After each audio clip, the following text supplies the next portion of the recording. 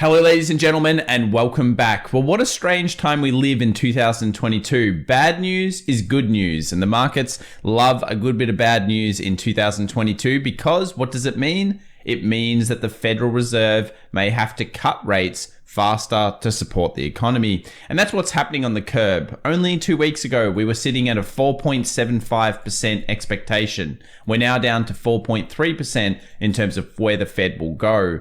And on top of that, instead of keeping the yield curve flat for around 8 to 9 months, they're now starting to predict cuts earlier. And look, this is what the market expects. This is why this move has been so aggressive. But for people trying to buy back into this move, it seems quite tough. For an amateur, you just buy it and it looks pretty easy. But where do you place your stop losses? Where do you actually consider your risk reward in a market such as this? Well, we're probably facing our first issue here on the markets, and we need to talk and discuss this today, along with some of these lead indicators, and more importantly, the bleak economic news and what the stats say about some of this news moving over the next 1 to 6 months. So will we get a little turn in here and some respite, allowing patient traders to potentially get back into the markets should they wish to? Well, stay tuned because we've got a lot covering right now. See you soon, guys.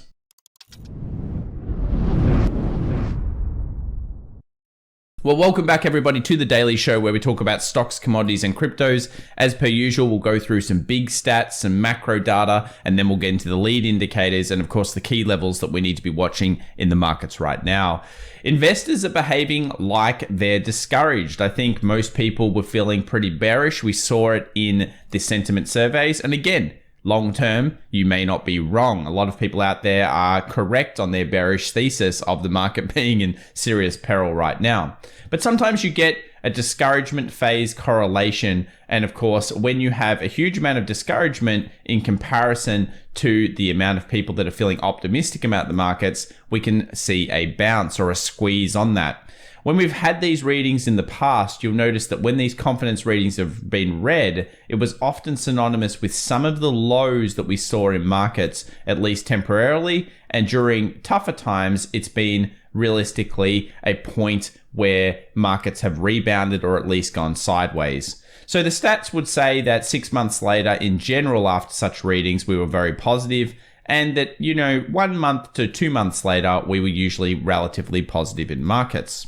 Let's have a look at some other things though, because of course now we have some new ISM figures coming in. So when ISM, that is new orders figures, have been less than 50 for 3 to 4 or 3 to 4 months, then we've usually seen the S&P 500 have some problems. Now, if we look at the previous readings back in 2008 and 2001, that's when we saw a watershed moment in both of these where markets fell a lot more. And it's significant because these are the economic data figures realistically of what's going on under the hood of the markets around the world. Yeah, it's basically worse than a coin flip at some points over the next 3 months. And it doesn't tend to do a big switcheroo until after 6 months. So what that's telling us is that we could be in for a kangaroo market all the way into 2023. That is a market that returns up, squeezes people, sells off, returns up, squeezes people, and then potentially goes up and down all over the place.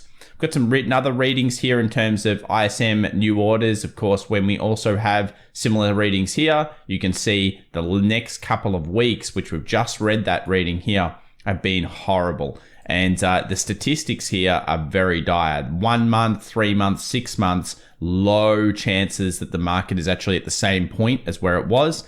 And then after, of course, 1 to 2 years, we've generally seen incredible positivity come out of the US markets. What about building permits though? What about when building permits fall? Often a big sign that the economy is struggling. Well, again, it just bodes for the next 6 months being very coin flippy. That is up, down, and kangaroo style. Keep this in mind whenever you're seeing recoveries right now. A lot of these lead indicators, similar to when, of course, the Fed supposedly pivoted only a few months ago, look where we are right now. In the previous video, we talked about the smart money versus dumb money. We've seen this 3 times this year so far. We've seen a huge split between both of those levels. And when we saw those splits, we often saw some nice little recoveries or squeezes going on in the markets. Now, these squeezes can be met with some sellers. Of course, we've seen that before as well. But we do need to be careful of these squeezes because the statistics would say that over the next 1 to 2 to even 1 month, we often saw a positive bullish movement after having a spread such as this. And that's what we're going through right now. We're seeing a very quick uptick in the markets. We're with no left behind structure, which is very important because that really opens up the idea of a pullback later on. And the question is, where does the pullback occur? Does the pullback occur where we are right now? Or do we go up to that 3,900, 3,920 zone, which is where serious issues are for the bulls and the bears? And you would expect them to scrap it out very heavily up there. Options traders, as we know, have got huge amounts of puts in the market. This is another story for why we could squeeze the market at this stage. Big options expiration is always the third week of every month, and we're going into that. And October should be called Puttober because there are so many puts right now in the markets, guys. I cannot stress how many puts. We'll look at that in another video for sure. 2-year yields peaking around 1 to 1.5 months before the end of the Fed hiking cycle. Have we just seen that end?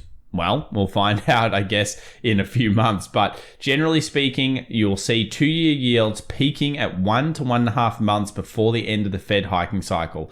It doesn't seem likely that we've seen that just yet, but of course, that's what has occurred in previous issues, such as the one we're in right now. Now, we talked about this idea that US dollar was at extreme trend deviations a few weeks ago. We knew that that meant that the weakness in the US dollar was very likely. The stats were horrible towards the US dollar holding up. So far, that's been true. The US dollar has actually weakened since that point, and it's weakened fairly considerably, getting back to the 20 moving average and getting back to really mean reversion. Now is it time for the US dollar to find strength? Remember, if the US dollar suddenly finds strength, what's going to happen to the stock market? Potentially, it's going to fall a little bit, and that's something we'll be looking at. What about seasonals? Well, seasonals for midterm years, technically October started incredibly strong. And as we know, that's the seasonal that has been through before. But remember, if we're not following, let's say, the midterm election year, have a look what happens often at the start of October in non-midterm election years. We get a little bit of a ramp followed by a big sell. Be careful about this, guys. You've got to be nimble in 2022 for sure in these markets. Here's a quick thing for 200 years of all bear markets, so you can pause the video if you're interested in that. And as we know, at the moment, we are significantly correlated to 2008. That's the biggest correlation. We're going down, and at the moment, we're ramping back up. Do we have that watershed moment of full-on collapse? This is the problem. We are correlated so heavily to 2008. I will do a special video, so make sure you subscribe to that, where we'll actually overlay both of them together and go through the moments, go through what exactly was occurring during 2008, because it looks so similar to that time. When we have a look at extremes, you can see why, again, we saw some bounces. We moved down to one of our favorite kind of investment kind of concepts, which has been how many stocks in the S&P 500 are above their 200-day moving average. We saw it get down to this level, down to that 80% kind of area of underneath. And that's often means we're at an extreme. We saw it back in June and July. We saw it again just recently. And a lot of people, I think, look at this and they think, well, that's a pretty good level. I mean, historically, it's been an incredible level to potentially, place some, investments off. And that's not a solicitation to do anything, guys. It's just statistics and what's been shown in the past. The VIX is dropping. The volatility is dropping. And you would think, how is this even possible with the Credit Suisse situation? Yeah, well, that's what the power of central banks. Remember, everybody believes, and so does the market, that central banks aren't going to let the market fall. We're in dire times. We're in a contraction of PE ratios. But usually during times such as this, the market would already be down another 10, if not 20%. If the stock market didn't believe that the Federal Reserve was sitting behind, ready to make the moves, then it would be way, way worse. And this is the problem that we find ourselves in. Eventually, the central banks will not be able to step in. I doubt it's this time. But eventually, there'll be an asset class so big and so much debt in it, it'll be like a global financial crisis again. And the central banks won't be able to support it. They'll have to let it go. Be warned. At some point, that will happen. At least that's my belief. And I think that if we get through this, especially if central banks continuously support these economies around the world, watch out for really bad loans, especially into the housing sector. Once that happens, a few years later, maybe 4 or 5 years later, if there's some crack in the financial system, serious problems could happen. Let's think about the US 2-year rate. It actually went up a little bit over the last 24 hours. The stock market still went up with that, though it didn't actually fall. So just watch this rate at this stage. We're looking towards it going up if you want the stock markets to go down. And if you want the stock markets to go up, and you're looking for this just to make new lows. The US 2-year is heavily correlated to the stock market right now. If you don't believe me, you can chuck on the SPX and then look at the correlation between the switches. When you get a peak, often that will coincide with a drop off in terms of it. You can see that recovery. When you're ramping up in terms of yields, you can see what happens to the stock market. So certainly the US 2-year, 10-year, all important. What about the bonds market? Well, the bonds market seems to be pretty happy with itself right now. High yield corporate bonds, most likely because of central banks, are coming back into phase and people are buying them. The same goes to a degree with investment grade corporate bonds. We've seen them drop off and then find a little bit of recovery. And it's also coming with significant volume. So some big players are willing to take the risk on right now that central banks around the world are going to potentially loosen a little bit in terms of they're not going to go as hard. We've already seen it with the Reserve Bank of Australia. Instead of raising 50 basis points, they only went 25. Is this a sign of the times for these central banks? Are they becoming soft? The market is trying to sniff this out right now. TLT, 20-year treasury bonds, often considered a pretty good time or pretty good investment during really bad crisis periods, have been horrible through 2022. But we're at the key demand. And of course, if you believe yields are going down, that is, interest rates will go down, then 20-year bonds are an interesting pick. But we get to the very interesting chart here. We get to the US dollar. It's hit into the zone that we discussed now for a few weeks. This is very important level. So I'll switch this moving average here and we'll just make that, we'll get rid of the watermark there. And we'll make this moving average a 20 moving average. And I just want to show you guys where we're at. So we'll go 20. I like to make the 20 red, by the way. This is mean reversion. And let's have a look now at the daily. So you'll notice it's shown just underneath the daily moving average here. And that's fairly significant. This is a nice pullback for the very extended US dollar. If you look at it on a weekly and you think about mean reversion on the weekly, the US dollar could go even lower, back down to this 107 kind of 70 zone. But it's hit the first level of demand. It's hit previous resistance that sits over here. It's hit, of course, an area where we've seen previous demand. Let's go back to the daily here just so you can see it. A lot of inside bars sitting around here, probably a decent amount of buyers. And this could spell a change in the markets. What's happened? So first up, Exhibit A is, of course, the dollar index. The dollar index has come into a demand zone. Somewhere in here, you would expect some form of buyer to come back in for the US dollar. It's hit the first level. That's what we want to see. Let's have a look at the euro. The euro has conversely hit a supply zone. Of course, it structured up here and then dropped off a cliff. It's come back into that zone. You'll notice we had this white line on the charts. Anywhere in here is a decent area to see shorters come back in, which is, of course, US dollar buyers. They're selling the euro against it. Why? Look at the level, guys. It's correlation. It's literally the parity level, 1 for the euro US dollar. We're back to that level again. Now, gold didn't quite sell off this zone that we talked about yesterday. It had a reaction underneath, but it didn't sell off. You'll see I had an alert for a trigger here should it happen. But now we're into the secondary supply, the top end of this area that caused, of course, that big sell-off. Will gold weaken here? Well, of course, that would require the US dollar to go strong, and all of them are correlating together. Very interesting stuff. Silver still hasn't broken out of the key zone yet, so of course you would expect that to weaken if gold does. And if we look at oil, oil has been on a rampant rage run at this stage, back into $86 a barrel, and realistically it's into supply. So again, weakness here could be coming for oil. Watch that. It's right at that zone where weakness could come through. Let's move over to some stocks before we get into the indices, before we look a little bit deeper under the hood. And Tesla was the interesting story. It was up, it was down, and it went all around. It ended up 2.9%, long leg doji. And I think what this tells you is the stock market was up fairly heavily, yet Tesla struggled a bit. If the stock market does come down, I have a feeling because of the double top break, because of the situation here with maybe missing a little bit of targets, because of the Twitter thing with Elon Musk and all these types of things, that Tesla may fall a little bit further. We're ideally looking towards that 220 range. That would be the completion of A equals B, which is the distance of the double top. And there might be some buyers coming in around 240. Watch that in intraday. But yeah, things don't look fantastic here for Tesla at the moment. You can't say they do look that good. A lot of gaps left behind in stocks on the markets. Apple comes out strong, closes okay, up 2.5%. Decent volume through the bottom. Will it turn around? Well, that's just Apple. It's in the middle of nowhere land. We can't really say too much. What about semiconductors? Well, semiconductors again left behind two gaps now, similar to the other markets. They've hit the 20 moving average. So this is mean reversion on the downward track. Large gaps left behind, guys. This is interesting. I think that markets would come at least fill one of these over the next 24 hours. Let's move over to UK market, the FTSE, the last level of holding. Alert set underneath here just in case it happens in the future. I want to be able to alert you guys to that as well. This is a huge potential level of distribution, and of course if that breaks through, it could bode very bad things for the markets around the world.